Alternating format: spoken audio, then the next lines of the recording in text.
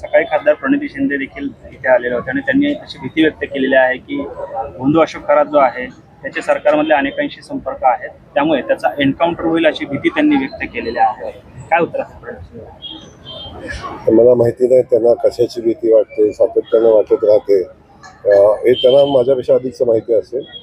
तो भोंदू अशोक खरात याच्या संदर्भातली सगळी माहिती ही कोणी तक्रार केली नव्हती.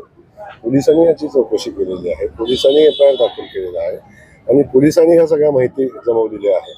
त्यामुळं शासनानं केलेल्या चौकशीवर मुळच भोंदू अशोक खरात पुढे आलेले आहेत. त्यामुळे आता विनाकारण या चौकशीच्या याच्यामध्ये राजकारण करणं मला वाटतं उचित नाही आणि एवढ्या सुसंस्कृत खासदारांनी तर असं करू नये असं माझं मत आहे.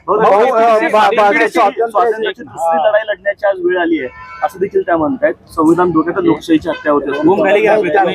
त्यांचं म्हणणं आहे भारतामध्ये आता देशामध्ये 3 दिवसीय राष्ट्रीय अधिवेशन होतं महिला विधेयकावर. 30 वर्षापूर्वी काँग्रेसनं हे विधेयक पारित केलं होतं. आता त्याच्यावर ते करतायत, पण हे विधेयक आणत असताना विरोधकाला विश्वासात घेतलं जात नाही आणि विशेष म्हणजे लोकशाहीची हत्या करण्यामध्ये भाजपा व्यस्त आहे. मला एक समजत नाही, जर काँग्रेसनं महिला विधेयक मंजूर केलं होतं तर मग आता नव्यानं मंजूर करण्याची आवश्यकता का भासते? ना मंजूर झालं ना त्याची अंमलबजावणी झाली.